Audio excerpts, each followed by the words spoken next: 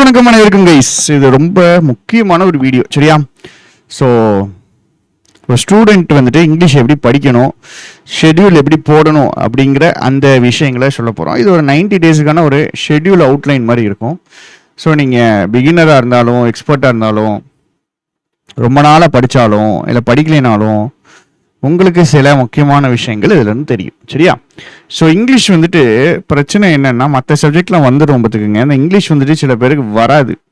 அதுக்கான ரீசனும் இருக்குது, சரியா? இங்கிலீஷும் வந்துட்டு பார்த்தீங்கன்னா மற்ற சப்ஜெக்ட்ஸ் மாதிரி கிடையாது. ஃபஸ்ட்டு நீங்கள் அதுதான் புரிஞ்சுக்கணும். இங்கிலீஷ் வந்துட்டு மற்ற சப்ஜெக்ட் மாதிரி கிடையாது. இங்கிலீஷ் வந்துட்டு ஒரு லாங்குவேஜ், சரியா? இங்கிலீஷ் வந்துட்டு ஒரு மொழி. ஸோ மொழி அப்படிங்கும்போது இதில் படிக்கிற விதத்தை நம்ம கண்டிப்பாக மாற்றணும். படிக்கிற விதம் வந்துட்டு ரீசனிங் படிக்கிற மாதிரியோ குவான்ஸ் படிக்கிற மாதிரியோ இதை படிக்க முடியாது. என்கிட்ட கேட்டிங்கன்னா இதுக்கு ஒரு டிஃப்ரெண்ட்டான அப்ரோச் கண்டிப்பாக தேவைப்படும். ஸோ என்ன டிஃப்ரெண்ட்டான அப்ரோச் அப்படிங்கிறத நம்ம இப்போ பார்க்க போகிறோம்.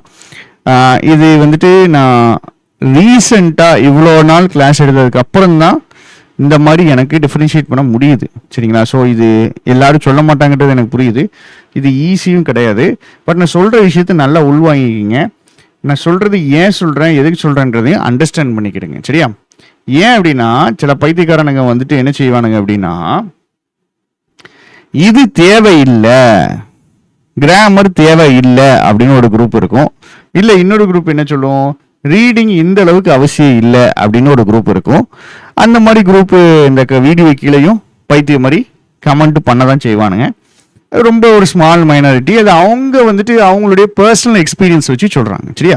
சரி, இது not just my personal experience. இது என் பர்சனல் எக்ஸ்பீரியன்ஸ் மட்டும் கிடையாது. இது இவ்வளோ நாள் ஸ்டூடெண்ட்ஸை பார்த்ததுலேருந்து வந்தது, சரியா? நான் எப்படி இங்கிலீஷ் படித்தேன் அப்படிங்கிற கதையை நான் சொல்லலை, சரியா? மற்ற ஸ்டூடெண்ட்ஸோ இல்லை மற்றவங்களோ என்ன செய்கிறாங்க அப்படின்னா அவங்களுடைய பர்சனல் எக்ஸ்பீரியன்ஸ், அவங்க படித்த விதத்தை தான் சொல்லுவாங்க, அவங்க படித்த விதத்தை தான் சொல்கிறாங்க. ஜென்ரலாக ஸ்டூடெண்ட்ஸுக்கு மற்ற ஸ்டூடெண்ட்ஸுக்கு எல்லா டைப் ஆஃப் ஸ்டூடெண்ட்ஸுக்கு எப்படி படிக்கணுங்கிறத சொல்ல மாட்டேங்காங்க. இது ஒரு ஃப்ளாவாக நான் பார்க்க தான் செய்கிறேன். இது மெயினாக எப்படி இருக்கும் அப்படின்னா, நீங்கள் எக்ஸாம்பிள் சொல்கிறோம், உங்கள் பக்கத்தில் இருக்கிற உங்கள் ஃப்ரெண்டுகிட்ட போயிட்டு நல்லா அவனுக்கு இங்கிலீஷ் வரும்னு வச்சுக்கோங்களேன். அவன்கிட்ட போய் கேட்டிங்கன்னா முக்கால்வாசி பேர் என்ன சொல்லுவானுங்கன்னா, டேய் நான் அப்படியே போடுவேன், இதுதான் கரெக்டுன்னு தோணும், ஆன்சர் வந்துரும்பாங்க. கரெக்டுன்னு தோன்றதை கரெக்டுன்னு போட்டுருவேன் அப்படிம்பாங்க. எப்படிடா உனக்கு இதெல்லாம் தெரியுது அப்படின்னா, அது அப்படியே தெரியும்டா, அது எப்படி தெரியும்னு எனக்கே தெரில அப்படின்பாங்க.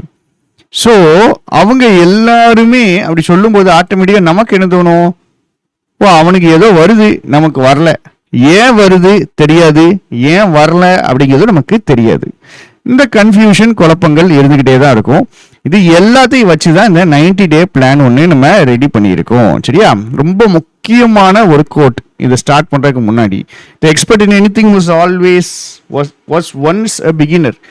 ஒரு கட்டத்தில் ஒரு பாயிண்ட் ஆஃப் டைமில், இப்போ நான் கிளாஸ் எடுத்து 7 வருஷம் ஆச்சுன்னு வச்சுக்கோங்களேன், ஒரு பாயிண்ட் ஆஃப் டைமில் நானும் பிகினராக தான் இருந்திருப்பேன். நான் மட்டும் இல்லை, எல்லாருமே எந்த ஃபீல்டில் நீங்கள் எக்ஸ்பர்ட்னு ஒருத்தனை பார்த்தீங்கன்னாலும் அவன் ஒரு நாள் ஒரு பாயிண்ட் ஆஃப் டைமில் பிகினராக இருந்த ஒருத்தன் தான், நம்ம சிச்சுவேஷனில் இருந்த ஒருத்தன் தான், நம்மளை மாதிரி இருந்த ஒருத்தன் தான்.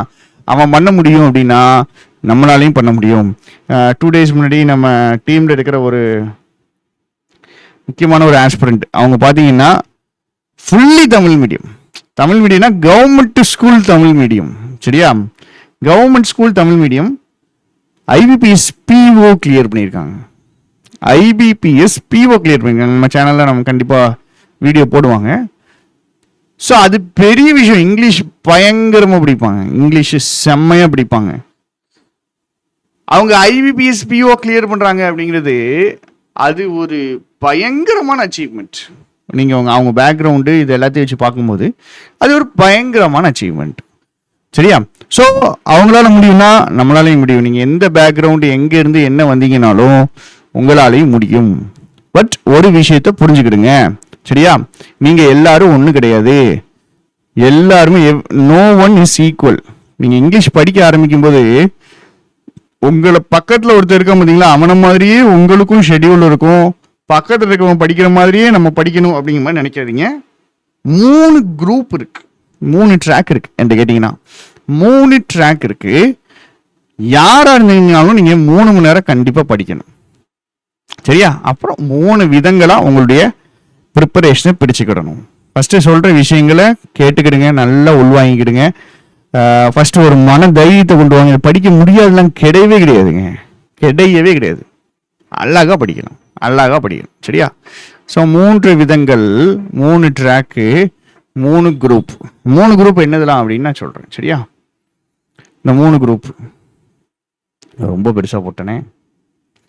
3 குரூப். முதல் குரூப் யார் அப்படின்னா இந்த தமிழ் மீடியம் ஸ்டூடெண்ட்ஸ். சரி, தமிழ் மீடியத்துக்கு தான் என்னது அப்படின்னா இந்த வெளியே எடுக்கிற இது பார்த்தீங்கன்னா பெருசா இருக்கு, பெருசா இருக்கும், பெருசா இருக்கும்.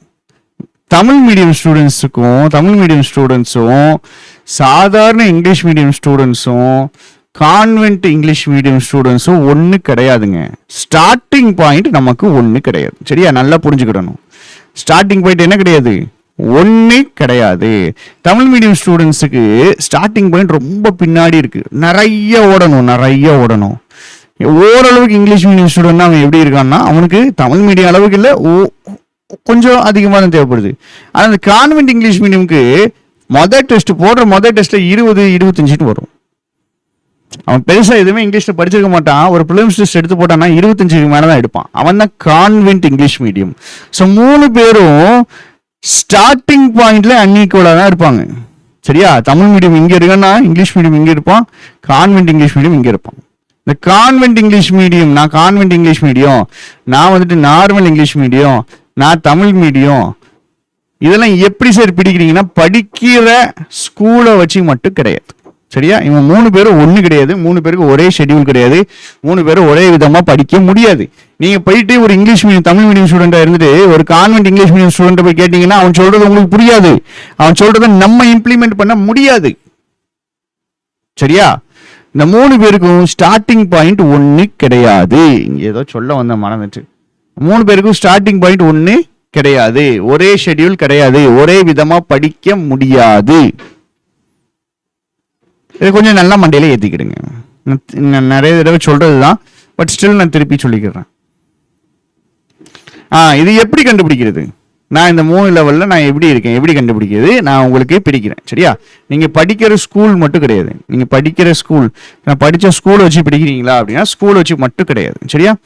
இது உங்களுடைய ரீடிங் ஸ்பீடை வச்சு பிடிக்கிற ஒரு லெவல். ரீடிங் ஸ்பீடு நீங்க 120க்கு கீழே இருந்தீங்கன்னா நீங்க வந்துட்டு ரீடிங் ஸ்பீடு எப்படி சார் கண்டுபிடிக்கணும்? swiftread.comனு ஒன்று இருக்கும், அதில் போய் போட்டு பாருங்க, இந்த டெஸ்ட் போட்டு பாருங்க. எக்ஸாமில் எப்படி ரீட் பண்ணுவீங்களோ அந்த மாதிரி போடுங்க. swiftread.com அதில் ஒரு ரீடிங் ஸ்பீடு செக் பண்ணுற ஒரு டெஸ்ட் இருக்கும். swiftread.comல அதில் செக் பண்ணுங்க. அதில் 120 வந்துருச்சு, இல்லை 120 கீழேன்னா நீங்கள் தமிழ் மீடியம் மாதிரி தான். சரியா? 120 to 150னா நீங்கள் வந்துட்டு இங்கிலீஷ் மீடியம். நீங்க வந்துட்டு above 200 அப்படின்னா தான் நீங்க வந்துட்டு கான்வென்ட் இங்கிலீஷ் மீடியம். முதல்ல உங்க லெவல் தெரிஞ்சுக்கிடுங்க. இது ஒன்றும் தப்பு கிடையாது, கீழே இருக்கிற லெவல்ல இருக்கிறது தப்பு கிடையாது. இன்ஃபேக்ட் என்கிட்ட கேட்டீங்கன்னா இந்த தமிழ் மீடியம் பசங்க தான் வெறி கொண்டு படிப்பாங்க. தமிழ் மீடியம் பசங்க தான் நம்மள்ட்ட நிறைய பயங்கரமா கிளியர் பண்ணியிருக்காங்க. அன்னைக்கு நேற்று போறேன் எங்க கிளாஸ்ல ஒரு பையன் ஒரு 2 இயர்ஸா படிச்சுட்டு இருக்க ஒரு பையன், சார் நான் வந்துட்டு பிசினஸ் லைன் எடுத்து படிச்சேன், எடிட்டோரியல் சூப்பரா இருந்துச்சு அப்படிங்களா. அவர் இன்னும் பாஸ் ஆகலை, ஆனால் அவன் சொல்ற வார்த்தை எப்படி தெரியுமா? ஏன்னா பிசினஸ் லைன் எடுத்து படித்தேன், எடிட்டோரியல் சூப்பராக இருந்துச்சு. இது எவ்வளவு பெரிய ஒரு மாற்றம், பயங்கரமான மாற்றம். இப்போ நீங்கள் பேங்க் எக்ஸாம் வந்தீங்கன்னா நீங்கள் ஒரு 1.5 வருஷம் படிக்கிறீங்கன்னே மைண்டில் வச்சுக்கிடுங்க. 1.5 வருஷத்தில் இங்கிலீஷில் வேற லெவலில் எக்ஸ்பர்ட் ஆயிடலாம். நீங்கள் எங்கே எவ்வளவு பெரிய ஒரு டம்மி ஸ்கூலில் இருந்தாலும் சரி. ஆனால் நம்ம என்ன பண்ணணும், நல்லா புரிஞ்சுக்கிடணும். என்னது? கான்வென்ட் இங்கிலீஷ் மீடியம் கம்மியாக எஃபர்ட் போட்டால் போதும், இங்கிலீஷ் மீடியம் கொஞ்சம் அதிகமாக, ஆனால் தமிழ் மீடியம் கொஞ்சம் எக்ஸ்ட்ரா எஃபர்ட் போடணுமா, அவ்வளோதாம்மா. எக்ஸ்ட்ரா எஃபர்ட் போடணும், அவ்வளோதான். இப்போ ஃபர்ஸ்ட் நம்ம லெவலை தெரிஞ்சுக்கிடணும். நான் தமிழ் மீடியமா, இங்கிலீஷ் மீடியமா, இல்லை கான்வென்ட் இங்கிலீஷ் மீடியமா அப்படின்ட்டு. சரியா? இந்த 3 குரூப்ல நான் எந்த குரூப் அப்படிங்கிறத ஐடென்டிஃபை பண்ணணும். இதை தப்பா புரிஞ்சுக்க கூடாது. இது யாரையும் ஒதுக்குறது, ஓரம் படுத்துற கதை கிடையாது. இது நம்ம லெவலை இப்போ ஐடென்டிஃபை பண்ணி அதுல இருந்து இம்ப்ரூவ் பண்ணி போறது. இதுல இருக்கிற எல்லா லெவல் பசங்களுக்கும் சொல்லி கொடுத்துருக்கேன், எல்லா லெவல் பசங்களும் கிளியர் பண்ணியிருக்காங்க. பட் டிஃபரன்ஸ் என்ன அப்படின்னா 3 பேரும் ஒன்று கிடையாது, 3 வேற வேற ட்ராக். அதை நீங்கள் ஐடென்டிஃபை பண்ணி புரிஞ்சுக்கிடுங்க. சரியா? இப்போ நீங்கள் தமிழ் மீடியமாக இருந்தீங்கன்னா நான் எப்படி சார் படிக்கணும், என்ன படிக்க ஸ்டார்ட் பண்ணணும் அப்படின்னு பார்த்தீங்கன்னா, நீங்கள் கிராமரில் தான் ஃபஸ்ட்டு ஃபோக்கஸ் பண்ணணும். ஏன்னா கிராமர் தான் உங்களுக்கு ஒரு இன்ட்ரெஸ்ட்டை கொடுக்கும். இன்ட்ரெஸ்டே இல்லாத ஒரு சப்ஜெக்டில், பயம் இருக்கிற ஒரு சப்ஜெக்டில் உங்களை புஷ் பண்ணி தூக்கி விடுறது நம்ம கிராமர் தான்.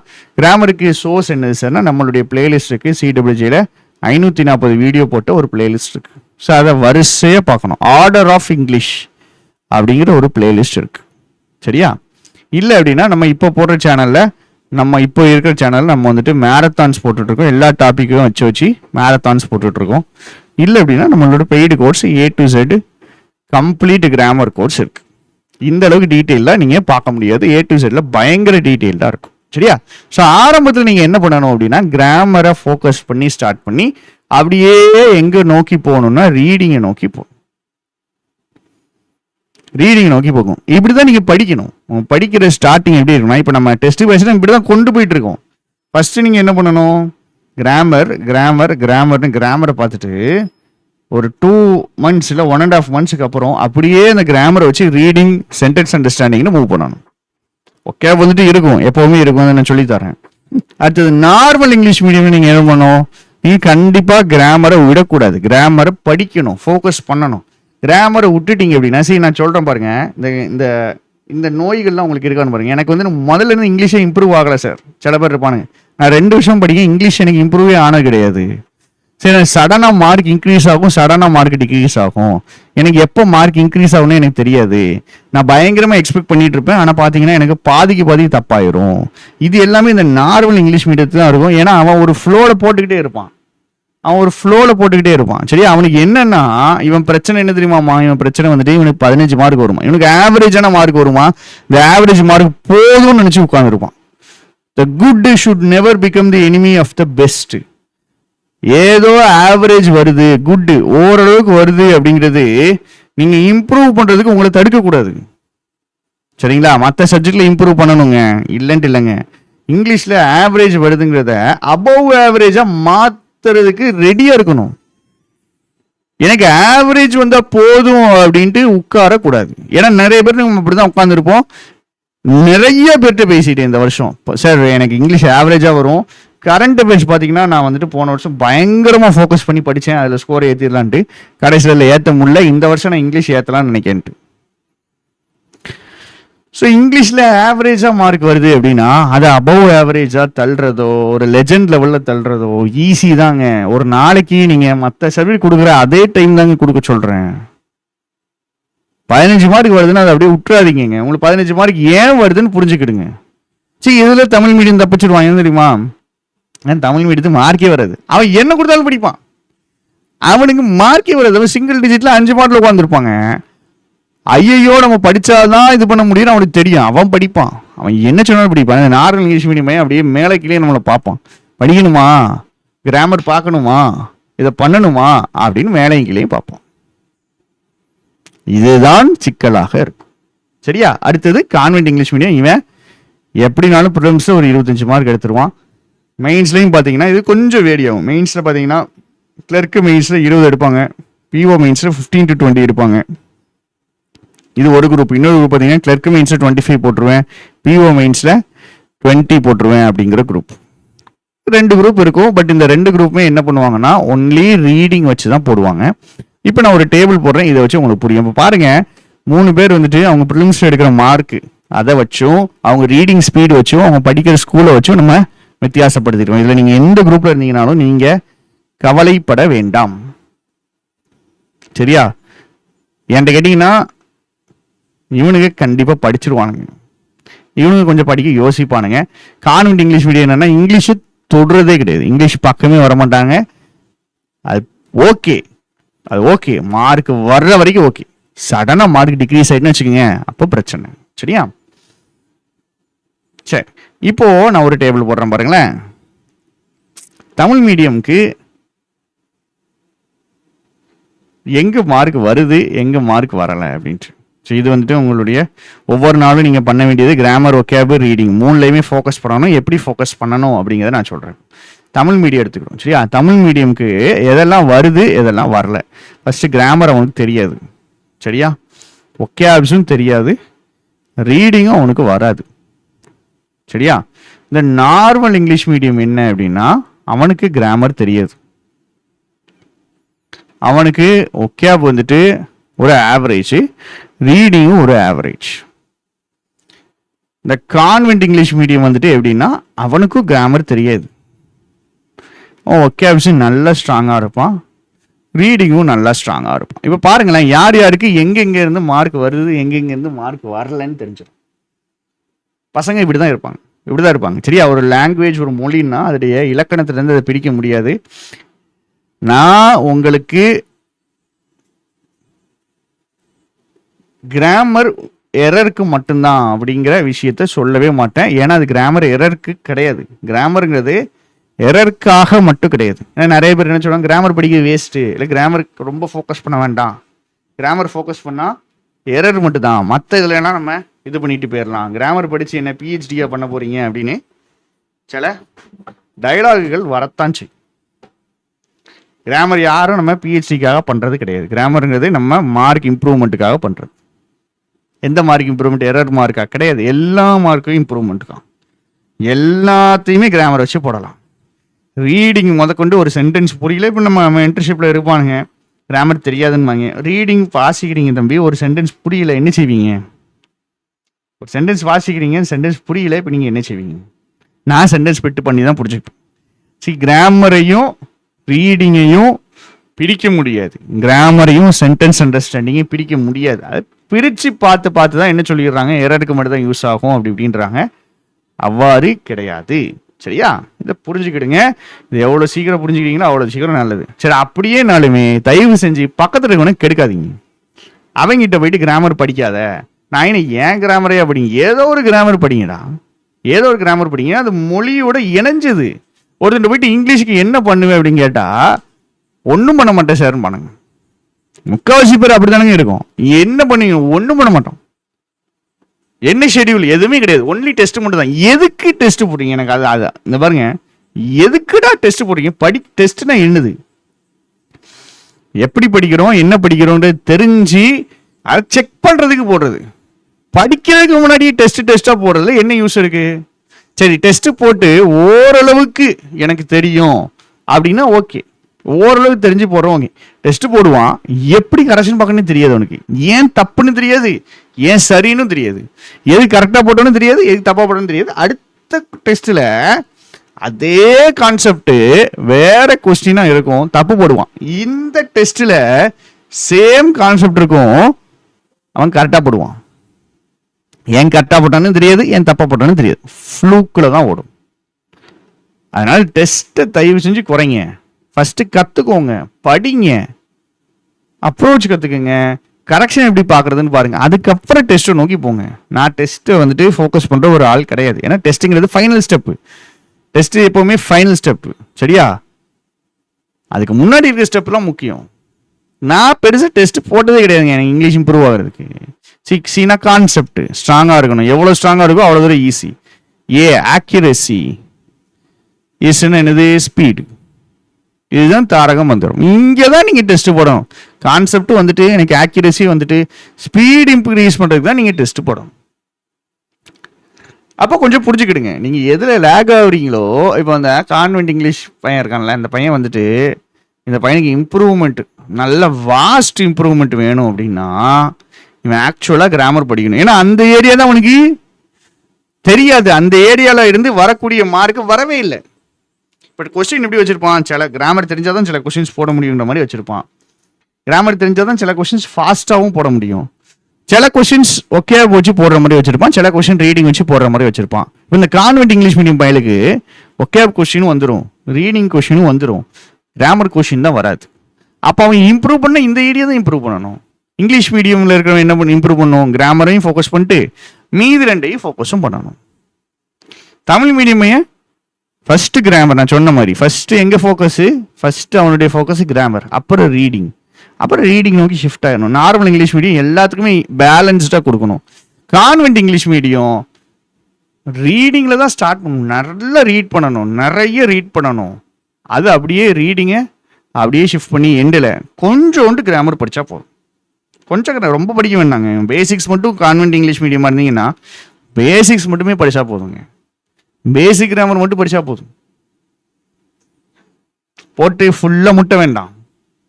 ஆனால் மீதி 2 பேர் ஆஸ் மச் as பாசிபிள் 3மே ஃபோக்கஸ் பண்ணணும். சரியா? இது வந்துட்டு டைம் நீங்கள் ஸ்ப்ளிட் பண்ண வேண்டிய டைம். இது ஃபஸ்ட்டு 30 மினிட்ஸு, நெக்ஸ்ட்டு 30 மினிட்ஸு, சரி next 30 days, first 30 days, next 30 days, final 30 days. இங்கே பாருங்க, 1.5 மணி நேரம் கிராமர், 1/2 மணி நேரம் ஒக்கேபு, 1/2 மணி நேரம் ரீடிங், 40 மினிட்ஸ் ஒக்கேபு, 40 மினிட்ஸ் ரீடிங், 75 நிமிஷம் கிராமர், 45 மினிட்ஸ் ஒக்கேபு, ரீடிங் 60 மினிட்ஸ். இந்த மாதிரி ரீடிங் இன்க்ரீஸ் ஆகிட்டே போகும். இப்போ தமிழ் மீடியமு ஒரு 60 நாளைக்கு முதல் 30 நாள் நல்ல கிராமர் ஃபோக்கஸ், அடுத்த 30 நாளில் ஓகே ஓரளவு கிராமர் அண்டு ரீடிங் ரெண்டும். அதுக்கப்புறம் கிராமருக்கு குறைச்சிட்டு ரீடிங்க்கு இம்ப்ரூவ் பண்ணிடும். நார்மல் இங்கிலீஷ் மீடியம் அதே மாதிரி தான், ஃபஸ்ட்டு ஈக்குவலாக ஸ்டார்ட் பண்ணணும், அப்புறம் கொஞ்சம் கிராமரை குறைச்சிட்டு ரீடிங் ஏற்றிடணும். ஒரு 60 டேஸ்க்கு அப்புறம் நிறைய ரீடிங் பண்ணணும். எதில் ரீடிங் பண்ணணும், எப்படி ரீடிங் பண்ணணும் எல்லாமே சொல்கிறேன் நான். இங்கே பாருங்கள், கான்வென்ட் இங்கிலீஷ் மீடியமாக இருந்தீங்கன்னா ரீடிங்கில் தான் ஃபோக்கஸ் அதிகமாக இருக்கணும். போக போக ரீடிங்கில் ஃபோக்கஸ் அதிகமாகிடணும். எதில் ரீடிங் பண்ணணும், எப்படி ஒக்கேப்ஸ் படிக்கணும் எல்லாமே சொல்கிறேன். கிராமருக்கு நான் சொல்லிட்டேன் சோர்சஸ் நம்ம வீடியோ இருக்குல்ல, ஏதாவது ஒரு வீடியோ பாருங்கள், எந்த இதுனாலும் கான்செப்டுவலாக பாருங்கள், ரூல்ஸாக படிக்காதீங்க. எல்லா இடத்துலையும் அந்த கான்செப்ட்ஸ் யூஸ் ஆகிற மாதிரி படிங்க. சரியா? இதுதான் இந்த ரீடிங் லேடர். ரீடிங் லேடர் இதில் நீங்கள் எந்த லெவலில் இருக்கீங்கன்னு புரிஞ்சுக்கிடுங்க. இதுதான் என்கிட்ட கேட்டிங்கன்னா எக்ஸாம் லெவலாக இருக்கும். வெரி டிஃபிகல்ட்னு போட்டிருக்கான் பார்த்தீங்களா, இவன் தான் எக்ஸாம் லெவல். இது ஃபர்ஸ்ட் லெவல். நீங்கள் தமிழ் மீடியமாக இருந்தால் இங்கேருந்து ஆரம்பிக்கிறது okay. School English medium book இருக்குல்ல, அதில் ஸ்டோரிஸ் இருக்கும், அதை வாசிக்கலாம். அதுக்கப்புறம் எங்கே போகணும், நியூஸ் பேப்பர் ஆர்டிக்கலுக்கு போகணும். Next level editorials, Hindu, Indian Express, இதுக்கு போகணும். அதுக்கப்புறம் பிஒய்க்கு காம்ப்ரிஹென்ஷன்னா இது வந்துட்டு நம்ம ஆர்சி ரீடிங் காம்ப்ரிஹென்ஷன் டெஸ்ட் போடுறது, இன்ஃபரன்ஸ் பேசேஜஸ் எடுக்கிறது. சரியா? ஃபைனல் டெஸ்ட் தான் சசி தரூர் பிளிங்கிஸ்ட். ஆக்சுவலாக இதில் நீங்கள் என்ன சேர்த்துக்கலாம்னா லாங் எடிட்டோரியல் சேர்த்துக்கலாம். இதில் நீங்கள் எந்த லெவலில் இருக்கீங்கன்னு பார்த்துட்டு என்ன பண்ணணும், நெக்ஸ்ட் லெவல் பார்க்கணும். என்கிட்டலாம் ஒரு ஸ்டூடெண்ட் சொல்கிறாங்க, சரி நீங்கள் எனக்கு எடிட்டோரியல் வாசிக்க சொன்னீங்க, பார்த்துக்கோங்க எடிட்டோரியல் எனக்கு கஷ்டமாக இருக்குது, அதனால் நான் சாதாரண நியூஸ் வாசிக்கேன்னு. எடிட்டோரியல் வாசிக்க கஷ்டமாக இருக்குது, அதனால் நான் என்ன பண்ணுறேன், சாதாரண நியூஸ் வாசிக்கிறேன். வாசிக்கிறது படிக்கிறது எதுக்கு, மனசு ஆறுதலுக்கு, கிளியர் பண்ணுறதுக்கு. டிஃபிகல்ட்டி லெவல் ஏற்றிக்கிட்டே தான் போகணும். எனக்கு இது கஷ்டமாக இருக்குது அப்படிங்கிறதுக்காக டக்குன்னு நான் இதை வாசிக்கக்கூடாது. எனக்கு கஷ்டமாக இருந்தாலும் பரவாயில்ல, டிஃபிகல்ட்டாக இருந்தாலும் பரவாயில்ல, நான் இங்கே தான் ஃபோக்கஸ் பண்ணணும். எனக்கு எது டிஃபிகல்ட்டாக இருக்கோ அந்த ஏரியாவில் உட்காந்தா தான் நான் இம்ப்ரூவ் ஆவேன். எடிட்டோரியல் வாசிச்சு முடிக்க வேண்டாங்க, எதையுமே நீங்கள் முடிக்க வேண்டாங்க. 30 நிமிஷம் வாசிச்சா போதுங்க, 30 மினிட்ஸ் வாசிச்சா போதும், 30 மினிட்ஸ் வாசிச்சா போதுங்க, 30 நிமிஷம் வாசிச்சா போதும். டெய்லி ரெகுலராக ரீட் பண்ணணும். நியூஸ் பேப்பர் ஆர்டிகல் தான் இப்போ தான் சரி எனக்கு நியூஸ் பேப்பர் ஆர்டிகல் புரியுது அப்படின்னா அதை 30 நிமிஷம் வாசிங்க. ஒரு மாதத்துக்கு அப்புறம் டக்குன்னு இங்கே வாங்க, எடிட்டோரியலுக்கு வாங்க. எடிட்டோரியல் கஷ்டமாக இருக்குன்னு திருப்பி அங்கே போயிடாதீங்க. ஒரு வருஷமா இதையே வாசிக்கிறவனும் இருக்கான். கேட்டால் ரீடிங் பண்ணிட்டு இருக்கேன் டெய்லி அப்படின்பாங்க. என்ன ரீடிங் பண்ணீங்கன்னா வெறும் நியூஸ் பேப்பர், சாதாரண ஸ்போர்ட்ஸ் நியூஸ் பார்ப்பேன் சார், பிடிச்ச நியூஸ் பார்ப்பேன் சார். எக்ஸாமில் அப்படியே வரும், ஆர்சி எக்ஸாமில் டிஃபிகல்ட்டாக வரும், எக்ஸாமில் வாசிக்கவே கசக்கிறது வரும். அப்போ இங்கே அதை பழகணுமே. அதனால லெவல் நீங்கள் எங்கே இருக்கீங்கன்னு நினைச்சீங்க, இதுதான் எக்ஸாம் லெவல், இதுதான் ப்ராக்டிக்கல் ரியாலிட்டி. நீங்கள் பிஓ மெயின்ஸ் எழுதுறீங்கன்னா இதுதான் எக்ஸாம் லெவல், அதுக்கு மேலே இருக்க கிடையாது. இதில் நீங்கள் எந்த லெவலில் இருக்கீங்கன்னு பார்த்துக்கிடுங்க. எப்படி அடுத்த லெவலுக்கு எவ்வளோ சீக்கிரம் போகலான்றதை பார்த்துக்கிடுங்க. டெய்லி ரீடிங் பண்ணலைன்னா பாஸ் ஆக மாட்டீங்க, எழுதி வேணா ஒட்டிக்கிடுங்க. நான் டெய்லி ரீடிங் பண்ணலைன்னா நான் பாஸ் ஆக மாட்டேன். நீங்கள் எந்த லெவலில் இருக்கிறவனாலும் சரி, எவ்வளவு பெரிய ஆளாக இருந்தாலும் சரி, நீங்கள் டெய்லி ரீடிங் பண்ணலைன்னா இங்கிலீஷில் மார்க்கு வராது. நீங்கள் எப்படிப்பட்ட லெவலில் இருந்தாலும் சரி, இதில் ஏதோ ஒன்று டெய்லி ரீடிங் பண்ணணும். டெய்லி ஒக்கேபுக்குன்னு கொஞ்சம் டைம் ஸ்பெண்ட் பண்ணணும். டெய்லி கிராமருக்குன்னு கொஞ்சம் டைம் ஒதுக்கணும். டெய்லி 100% ரீடிங் பண்ணியே தீரணும். ரீடிங் பண்ணலை அப்படின்னா வாய்ப்பில்லை ராஜா தான். இதுதான் உண்மை. சரிங்களா? ரீடிங் இவ்வளோ நாள் பண்ணலைன்னா விடுங்க, இன்னிலேருந்து ஆரம்பிச்சு புஷ் பண்ணி போக முடியுதான்னு பாருங்க. கேப் விட்டுட்டேன் சார் 10 நாள், இன்னைக்கு திருப்பி ஆரம்பிங்க. சரி பெருசா இது வரைக்கும் ரீட் பண்ணதே கிடையாது, ஆரம்பிங்க. நியூஸ் பேப்பர் இதுல இருந்து ஆரம்பிங்க. இல்லை எனக்கு அதை பார்த்தாலே பயமா இருக்குன்னா ஸ்கூல் புக் எடுத்து ரீட் பண்ணுங்க. எந்த லெவல்னாலும் சரி ரீட் பண்ணி அடுத்த லெவல் அடுத்த மாசம் போய்கிட்டே இருக்கணும். அதில் உட்காந்துட்டே இருக்கக்கூடாது. சரியா? ஒகேபு எடிட்டோரியல் ஒகேபுக்கு எத்தனை பிடிஎஃப் போடுறானுங்கடா, எத்தனை பிடிஎஃப் போடுறானுங்க. இல்லை ஒகேபுக்குன்னு எத்தனை கிளாஸ், நம்மகிட்ட கிளாஸ் இருக்கு, எடிட்டோரியல் ஒகேப் இருக்கு. எதையாவது ஒன்று உட்காந்து படிக்கணுமா? நீங்கள் ஒகேப்ஸ்ட படிக்கிறதுல பண்ணுற மிகப்பெரிய மிஸ்டேக் என்னதுன்னா, குரூப் ஸ்டடி பண்ணுறது கிடையாது. ஒகேப்ஸ் வந்துட்டு கரண்ட் அஃபேர்ஸ் மாதிரி தான். குரூப் ஸ்டடி பண்ணுறது கிடையாது, டெஸ்ட் போடுறது கிடையாது, ரிவைஸ் பண்ணுறது கிடையாது. இதெல்லாம் பண்ணிங்கன்னா தான் ஒகேப் ஞாபகம் இருக்கும். ஒகேப் ஞாபகம் இல்லைன்னு நம்ம ஆஃப்லைன் ஸ்டூடெண்ட் ஒரு போய் சொல்ல மாட்டான். ஏன்னா அவ்வளோ ரிவிஷன், அவ்வளோ டைம் ஸ்பெண்ட் பண்ணியிருக்கோம். அவ்வளோ டெஸ்ட் பேஸே கேளுங்க. ரிவிஷனுக்கு மேலே ரிவிஷன். ஃபர்ஸ்ட் ரிவிஷன் கிடையாது, ஒரு ரிவிஷன் பண்ணுறதுக்கு ரிவிஷன் கிடையாது, 3 ரிவிஷன் பண்ணணும். First revision, second revision, third revision, 3 revision பண்ணுவோம். 3 ரிவிஷன் பண்ணாதான் மண்டைக்குள்ள நிற்கும், இல்லை என்றால் நிற்காது. நிற்கணும்னு எதிர்பார்க்க கூடாது. உங்களுக்கு இல்லை, உலகத்துல எவனுக்குமே நிற்காது.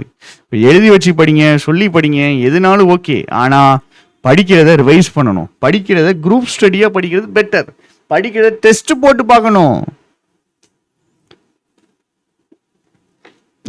பண்ற மிஸ்டேக்ஸ் எங்க இருக்குன்னு பாருங்க. வெறும் சும்மா ஏதோ டெஸ்ட் போடாதீங்க.